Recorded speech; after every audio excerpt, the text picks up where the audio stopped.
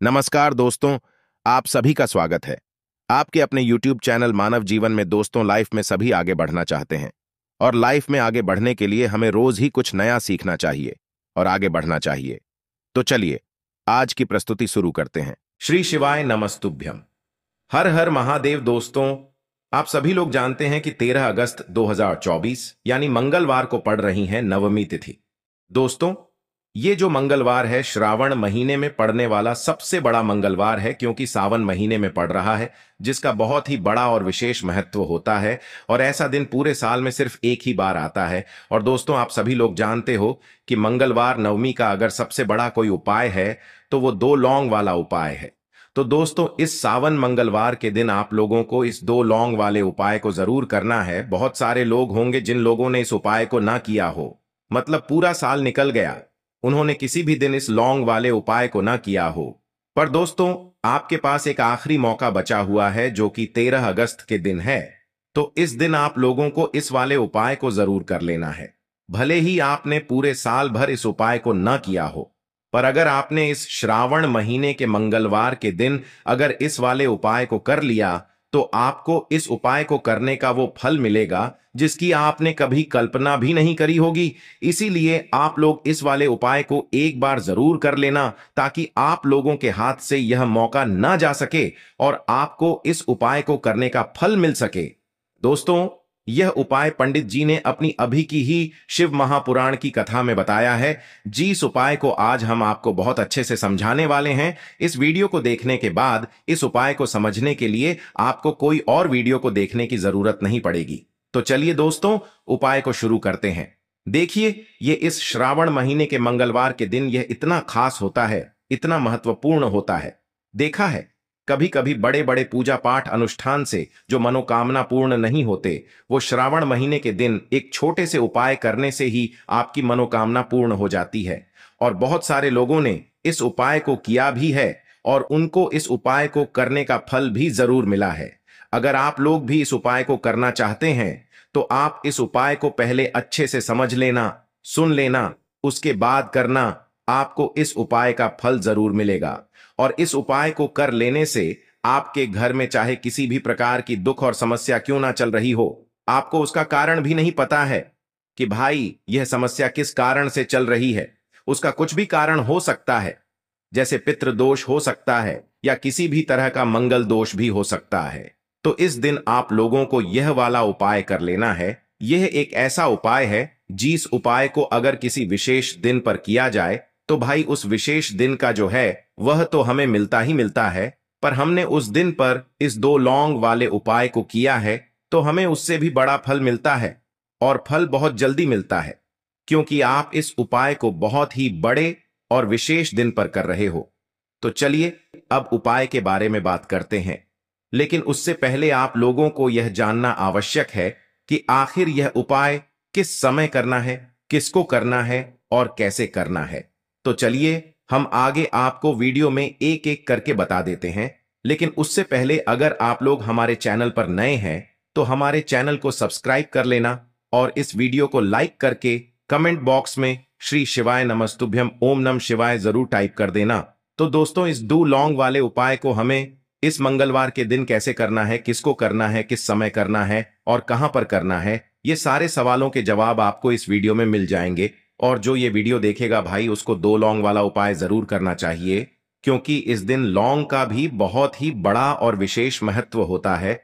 और जब बात आ जाए 2 लौंग की तो ये सोने पे सुहागा वाली बात हो जाती है और ये एक बहुत ही बड़ा उपाय हो जाता है इस मंगलवार नवमी का। तो अब दोस्तों, इस 2 लौंग वाले उपाय को आखिर करना किसको है, सबसे पहले हम लोग वो बात जान लेते हैं। तो देखो, घर की जो बड़ी माताएं बहनें होती हैं, उन माताओं बहनों में से कोई भी एक बड़ी माता बहन इस वाले उपाय को कर सकती है। और दोस्तों, अगर आप चाहें तो अपने घर में से सभी सदस्यों को भी इस उपाय को करवा सकते हैं। अगर किसी व्यक्ति की खुद की कोई मनोकामना है, खुद की कोई दुख और परेशानी है जो कि वह अपने लिए ही करना चाहता है इस वाले उपाय को, तो वह खुद अपने लिए भी कर सकता है। बाकी अगर कोई घर में से ऐसा है जो कि अपने पूरे घर परिवार की सुख और शांति के लिए ये वाला उपाय करना चाहता है, तो भाई वह भी कर सकता है। उसमें भी कोई दिक्कत वाली बात नहीं है। कहने का मतलब यह है कि इस उपाय को हर एक सदस्य भी कर सकता है और पूरे घर परिवार के सदस्य के लिए घर की बड़ी माताओं बहनों में से कोई एक माता बहन भी कर सकती है। माताएं बहनें अगर घर में उपस्थित न हो या वो यह वाला उपाय न कर पा रही हो तो फिर घर का कोई बड़ा सदस्य भी इस 2 लौंग वाले उपाय को कर सकता है, चाहे फिर वह पुरुष ही क्यों ना हो। उसमें कोई भी दिक्कत वाली बात नहीं है। अब दोस्तों, इस लौंग वाले उपाय को हमें करना कहां पर है? देखो, हमें शिवलिंग के पास में जाकर करना है। बहुत सारे लोग प्रश्न करते हैं, हर एक उपाय को करते समय क्या हम इस उपाय को घर पर या मंदिर में कर सकते हैं? देखो, तो इस वाले उपाय को आप मंदिर में करोगे तो अच्छा रहेगा, घर पर नहीं करना है इस वाले उपाय को। उसके बाद में दोस्तों, जो अगला प्रश्न निकल कर आता है वो यह आता है इस उपाय को लेकर कि आखिर इस उपाय को हमें किस समय करना है, सुबह के समय करना है कि शाम के समय करना है? तो देखो, इस वाले उपाय को आप लोग सुबह के समय भी कर सकते हो और शाम के समय प्रदोष काल में भी कर सकते हो। अब अगर आप पूछो कि भाई सबसे उत्तम समय कौन सा रहेगा इस 2 लौंग वाले उपाय को करने का, तो हम आपसे बस यही कहेंगे कि इस उपाय को आप शाम के समय करेंगे तो ज्यादा बेहतर होगा। बाकी अगर सुबह के समय भी करेंगे तो भी अच्छा होगा, उसमें कोई भी दिक्कत वाली बात नहीं है।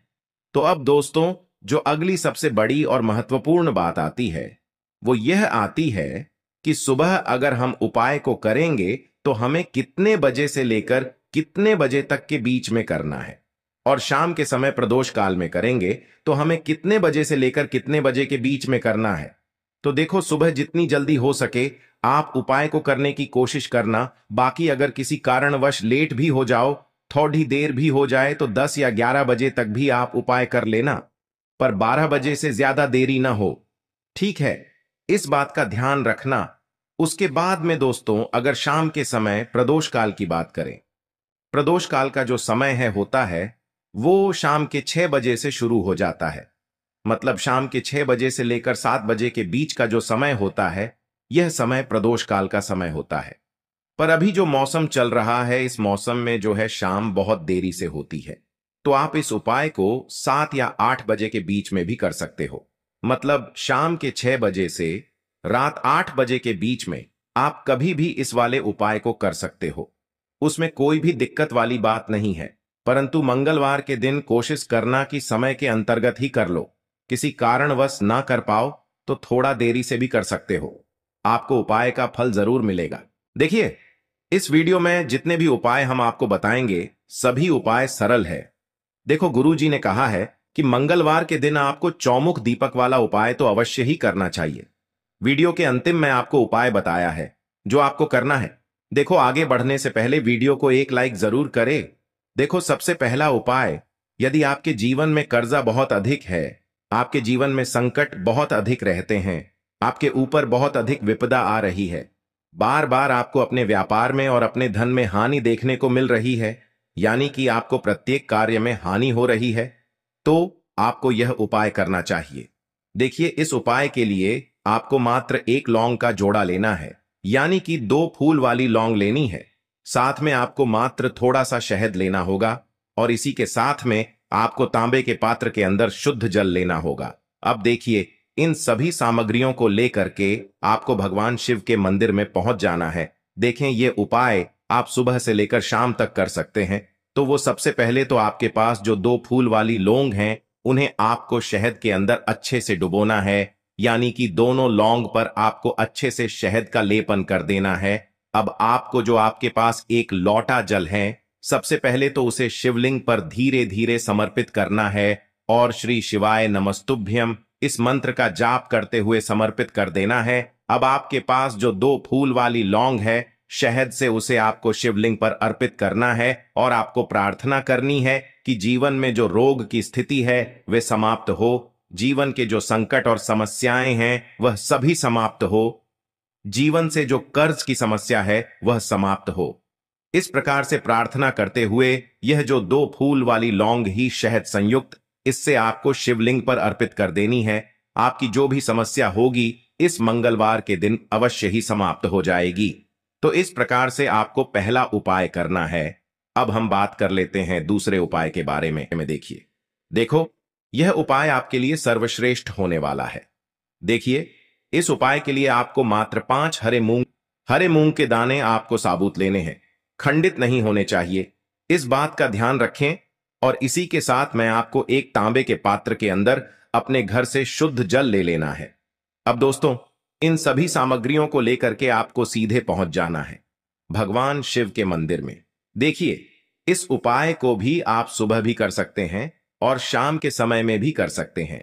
देखिए, भगवान शिव के मंदिर में पहुंचने के बाद आपके पास जो 5 हरे मूंग हैं, उनमें से पहला जो हरा मूंग है, आपको शिवलिंग के सामने जो नंदी महाराज होते हैं और उनका जो पैर उठा हुआ होता है, वहां पर आपको पहला हरा मूंग समर्पित कर देना है और आपको ओम नमः शिवाय इस मंत्र का जाप कर लेना है। फिर आपको दूसरा हरा मूंग लेना है और शिवलिंग पर जो श्री गणेश जी वाला स्थान होता है, वहां पर आपको यह दूसरा हरा मूंग समर्पित कर देना है। यानी कि शिवलिंग के सीधे तरफ आपको यह दूसरा हरा मूंग समर्पित करना है और फिर आपको ओम नम शिवाय या फिर श्री गणेशाय नम इस मंत्र का जाप कर लेना है। तीसरा हरा मूंग का दान आपको भगवान शिव की सबसे प्रिय पुत्री माता अशोक सुंदरी वाले स्थान पर समर्पित करना होगा। शिवलिंग की जो जलाधारी होती है, जहां से जल बह करके आता है, उसी जलाधारी के बीच में जो कहीं कहीं उठी हुई लाइन होती है सांप की आकृति के रूप में, वहीं पर आपको तीसरा हरा मूंग समर्पित करना है और फिर आपको ओम नमः शिवाय इस मंत्र का जाप कर लेना है। अब दोस्तों, चौथा जो हरा मूंग है, उसे आपको भगवान कार्तिकेय जी का जो स्थान होता है शिवलिंग पर, वहां पर आपको ये चौथा हरा मूंग का दाना समर्पित कर देना है और आपको ओम नमः शिवाय इस मंत्र का जाप कर लेना है। अब दोस्तों, आपके पास जो 5वां और अंतिम हरा मूंग बचा हुआ है, उससे आपको उससे जल के पात्र के अंदर डाल देना है और इस हरे मूंग से युक्त जल से आपको भगवान शिव के शिवलिंग का अभिषेक कर देना है। जल आपको बिल्कुल धीरे धीरे समर्पित करते जाना है और लगातार आपको शिव महापुराण के मूल मंत्र श्री शिवाय नमस्तुभ्यम इस मंत्र का जाप करते रहना है। फिर आपको शिवलिंग के सामने बैठकर, यदि आप अपने बच्चों के लिए ये उपाय कर रहे हैं, यदि आप अपने बच्चों की बुद्धि ज्ञान और विवेक के लिए उपाय कर रहे हैं, तो उसके लिए आपको प्रार्थना कर लेनी है। या फिर व्यापार में वृद्धि करने के लिए ये उपाय कर रहे हैं, तो उसकी कामना करते हुए आपको प्रार्थना कर लेनी है।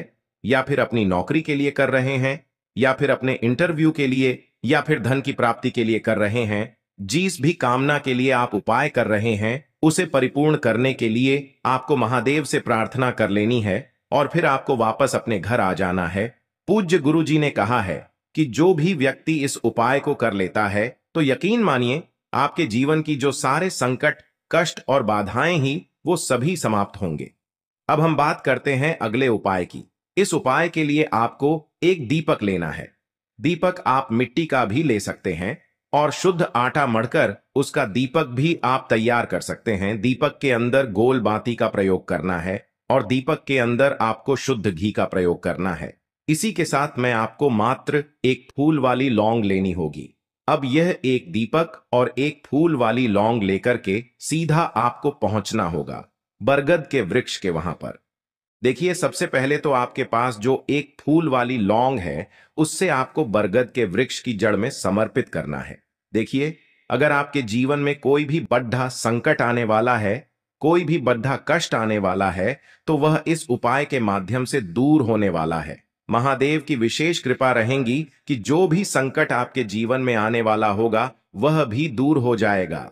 तो आपको एक लौंग समर्पित करनी है बरगद के वृक्ष की जड़ में और वहीं पर आपको जो है गोल बाती वाला दीपक जो आप लेकर के गए हैं, उससे भी वहां पर प्रज्वलित कर देना है।